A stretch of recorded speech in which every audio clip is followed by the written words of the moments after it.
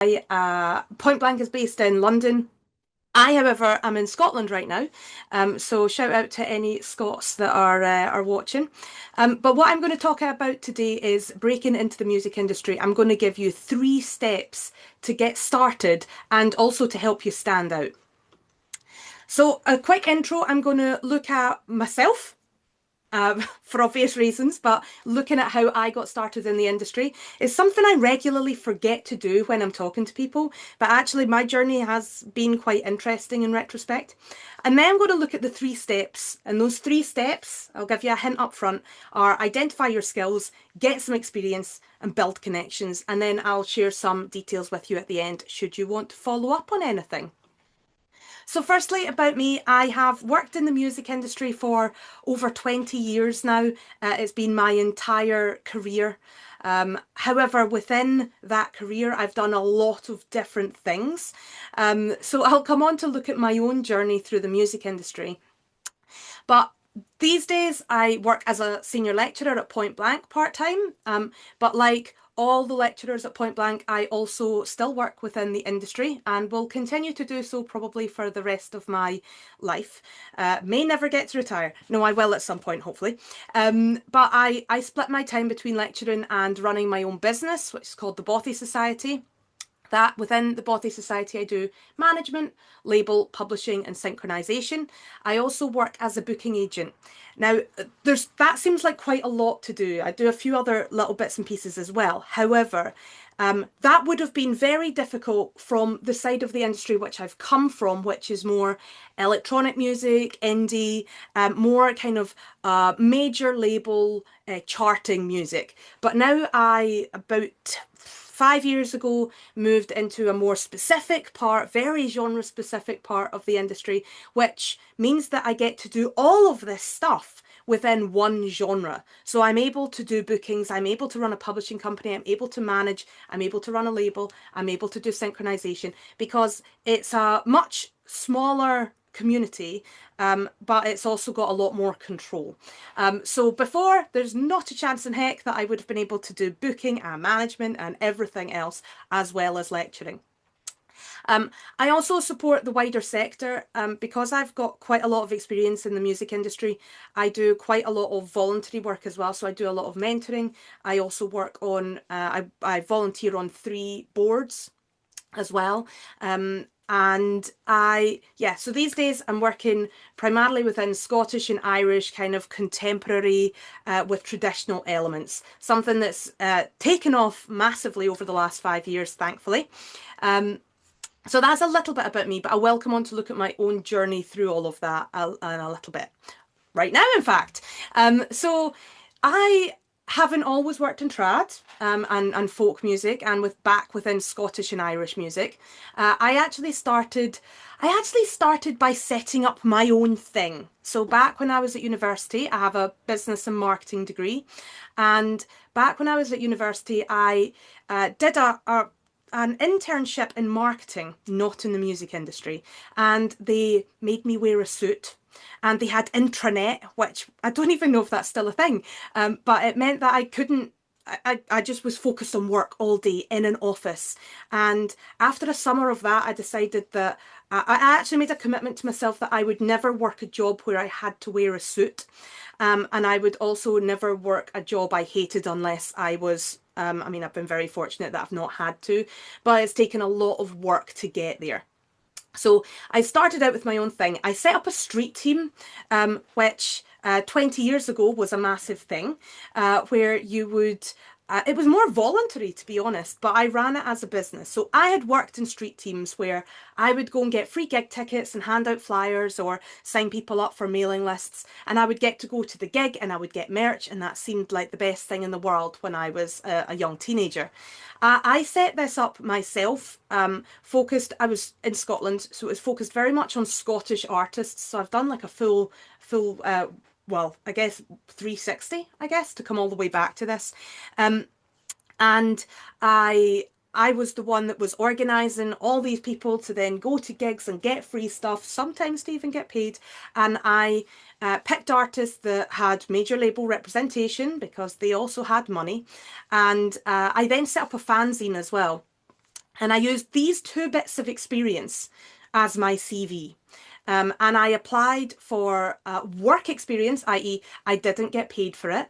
It was 2 weeks work experience at a large promoter in Glasgow, basically the only large music business that existed in Scotland, really.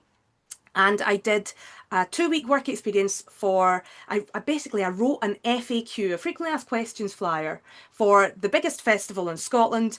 Everything from can I bring an umbrella, can I bring my dog, through to what happens if it rains.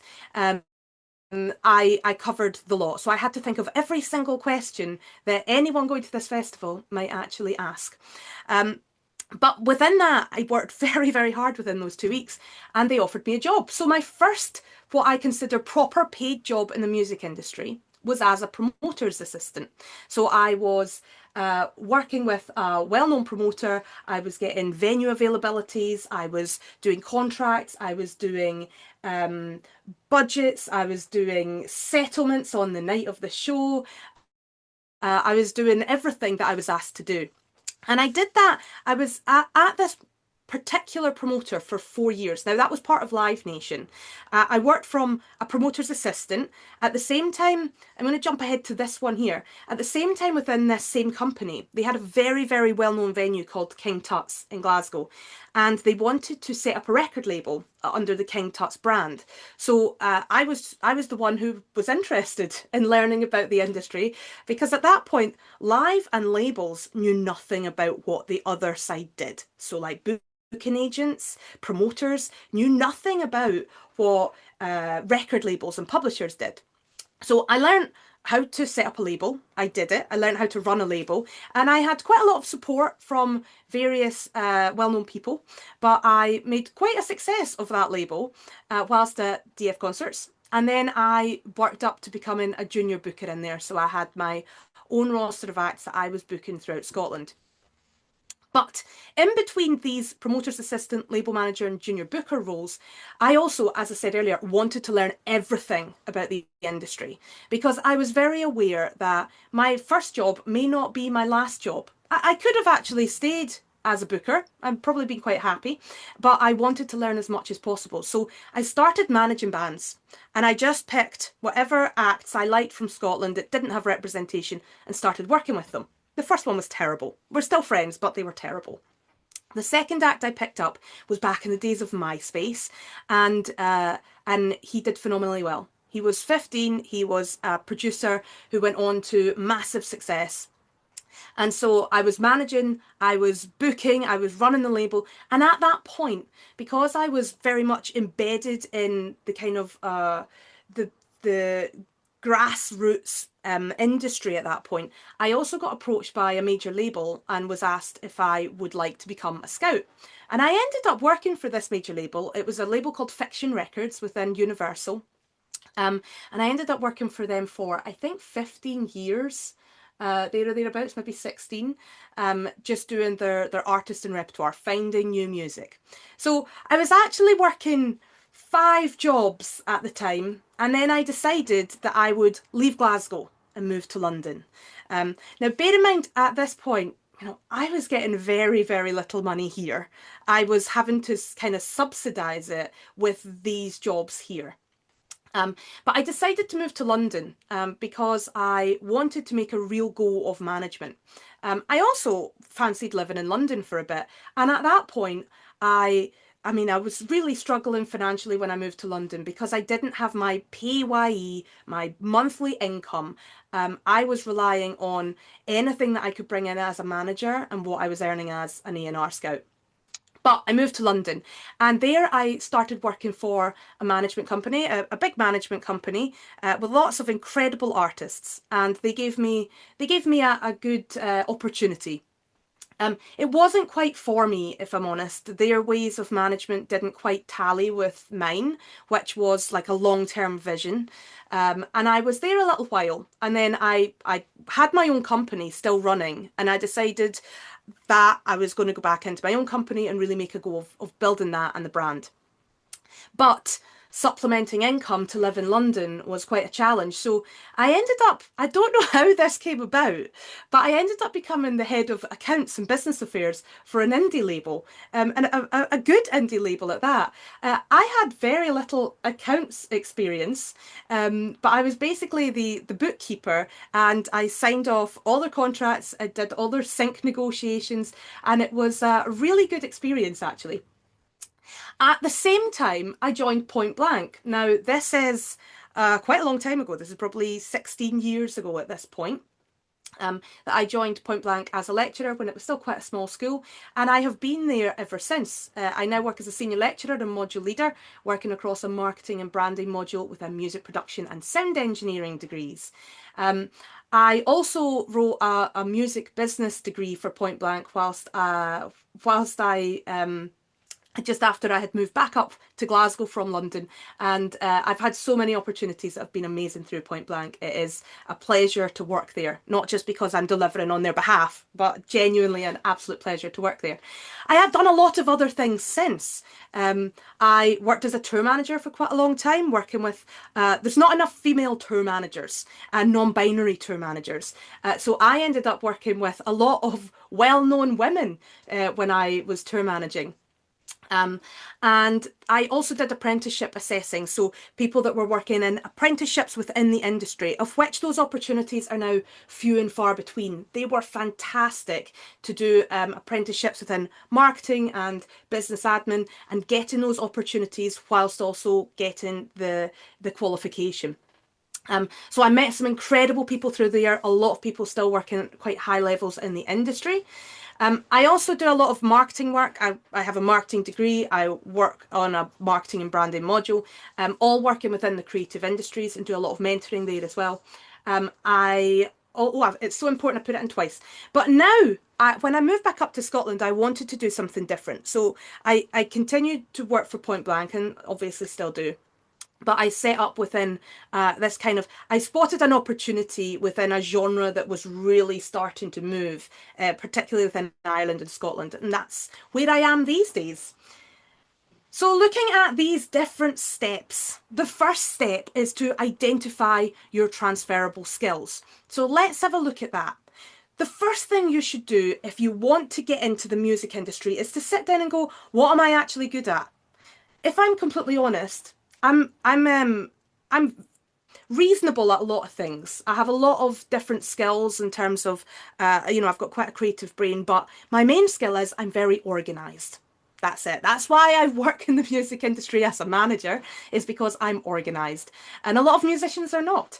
So you don't need to plan out your whole career, right? Your first job, as you've seen from my journey, will probably not be your last. It may well be, but it probably won't be.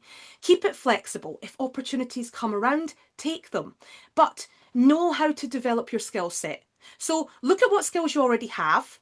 Have a look at what jobs are available, of which, in terms of jobs being advertised, there are very, very few, if any, entry-level opportunities in the music industry that get advertised. Mostly because people go out and ask for them. So look at what jobs exist, not jobs that you could necessarily do right now, but look at what jobs exist and go, what skills do I need there? And start working on those skills. So right now, in terms of entry level, if you're good at writing, then you'll probably be quite good at writing press releases or biographies, grant applications. Bands and artists are always on the hunt for people to help them with their grant applications. Content for social media, lots of artists who are really struggling in that. Music journalism, potentially. If you're a massive lover of a spreadsheet, then I really suggest you look at getting into tour management, or royalty accounting, project management as well. If you're really good at communicating, artist management is particularly a good idea there, but also booking agents, they're having to negotiate and communicate all day, every day. PR, even A&R coordination, so working with people to make sure that the artwork gets done and the videos are booked in and all of that. So the AR coordination, not necessarily the artist and repertoire of finding new music, but the coordinating of projects.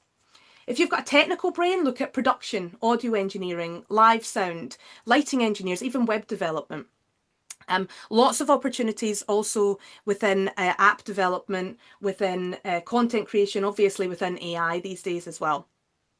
If you've got a visual eye, look at design, look at social media content, music videos, even developing brand identity. And if you're a problem solver, then definitely tour management, event production, and looking after venues. So look at the skills you have already, look at what skills are in the advertised job, and try and figure out how you can get your entry level position with the skills you've got, what to put on a CV that maybe doesn't have much experience, and what skills you need to work on in order to get to the roles that you would ideally like. So in terms of other people's journeys, I use an example of a friend of mine who started out when I first knew him as a bass player in a band. He had no other, I mean, he had his music degree, but he had no other skills or experience. But he had a lot of skills, and artists are often the most skilled people because they have to be good at so many things, at social media content, at copy, at videos, at communicating. So he actually joined a big management company as a digital marketing manager when the band fell apart. He then, after that job, joined Live Nation. So he was going down a marketing route as the international social marketing manager because this company was so well known. And these were all contacts he made whilst he was in a band.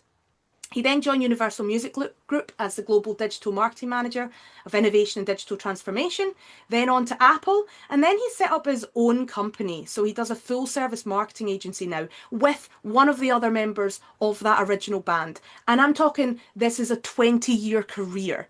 So the skills that you have as an artist or the skills that you develop within working with artists can most definitely be used elsewhere. So bear in mind that Point Blank also offers a range of different degrees, okay, and lots of different things that you will learn throughout. So my marketing and branding module exists within music production, within sound engineering, within DJ, within vocal performance, because those modules, those developing your brand modules, understanding how to market yourself, are absolutely essential for musicians. So we have so many different options because there's so many different careers that have different creative understandings and different business skills. Also, the music business degree, which I worked on, there's so many different elements covered within that degree that gives you an amazing overview of the industry. Now, you don't need a degree. You don't need a degree. You don't need a degree within the music industry.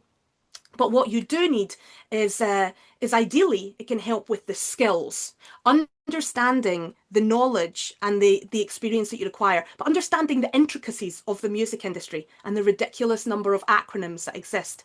Now, if you go on to Point Blank on LinkedIn, you can see all of the different journeys that students have taken.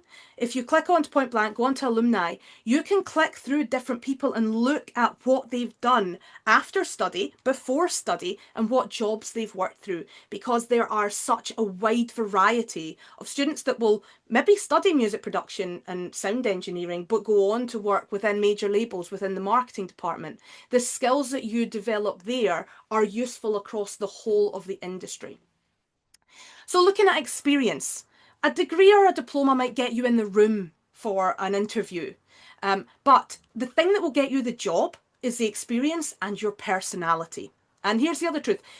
I've already mentioned it, but your first job will likely not be your last job. You just need an opportunity. So volunteer. But volunteer strategically. Don't work for free for no reason and then go, I've just wasted 6 months of my life. Look at local venues, look at festivals. There's lots of opportunities at both of those. Create your own projects. So gigs, blogs, playlists, podcasts. Set something up. That's what I did. In fact, I've done all of these things. Manage an artist. There's so many artists out there, just go and find one. Collaborate with artists, marketing, admin, doing their content, their tour logistics. And I'll come back to this if I've got a little bit of time at the end, but I'll give you a real life example of both experience and networking. So you can build your experience as you study as well. Looking at what we even do within Point Blank, we've got lecturers who work in the industry. We've got guest lecturers who come in that are doing the jobs that you want. We've got projects that mirror real work. We've got, but even within my module, we've got your assignment is creating a marketing plan for yourself or for an artist that you like. We've got podcasts as assignments. We've got building websites. There's so many of the skills that you can develop and that experience that you can get, that you can use those real life pieces of work you've done to get the jobs that you want.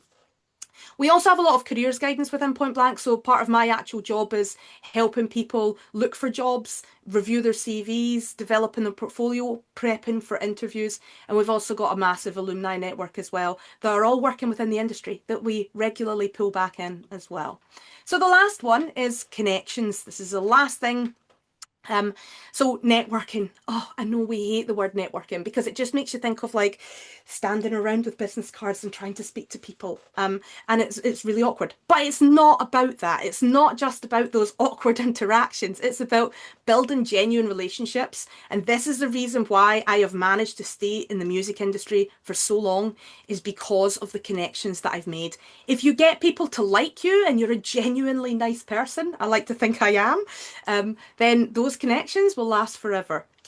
So that booking agent that's at CAA, they probably started out flying outside a club at 2 a.m. in the rain. The A&R at Sony, they probably started as an unpaid intern making coffee and answering phone calls. The tour manager with Coldplay probably started out as a box office at the local venue. Me? Well, I was a marketing intern, was working for free, and then became a booking assistant making £12,000 a year in an office 9 to 5 and then going to gigs every single night. I mean, I loved it. I couldn't do it now. But we have to prove ourselves. Unless, of course, you're very wealthy and someone who knows someone that's going to connect you. Those connections are still important. But not everyone has money that wants to enter the music industry, myself being one of them. It's the way you've got to figure out what skills you have, what experience you can develop, and what connections you can make are the things that are going to get you into the industry and keep you in the industry. So networking tips. Sorry, I realise I'm over on time. Leave your ego at the door. Don't go in pretending that you're this, incredible person. I mean, do obviously think you're an incredible person, but leave your ego where it should be, because everyone had to start somewhere, and we know that those early stages are tough. Be aware of who you're dealing with, because anyone you meet on the way up, you'll hit them twice as hard on the way down. Be willing to start at the bottom. You're not going to get the best paid, brilliant job straight out the gate. Show up with the right energy and show up on time. So, a couple of tips. Build your LinkedIn properly. Attend industry events. There's plenty of them. If you want any hints and tips on that, feel free to get in touch. Follow up with people. So send people an email. The music industry is brilliant for this. Send them an email, and then if they don't reply, follow up. Be very polite, obviously, and individual emails for individual people. Be professional in all communications, but don't be too formal. Within Point Blank, what's amazing is we've got so many lecturers, we've got so many alumni, we've got so many other students, we've got guest lecturers. They're all part of your network. So 3 actions today, so I can finish up. Write down what you're actually good at. Now think what you should be good at and what you're actually good at. Then research how those skills will work. Use LinkedIn, it's an amazing tool for finding out all of this. Then another thing you can do today, get one concrete experience within the next month. It could be voluntary, it could be you starting something yourself, and make one genuine connection. And by the way, that could be me. So thank you very much for your time. Feel free to reach out to me. I've put my email on there, but you can also find me on LinkedIn. I'm Jen Anderson and I look like this.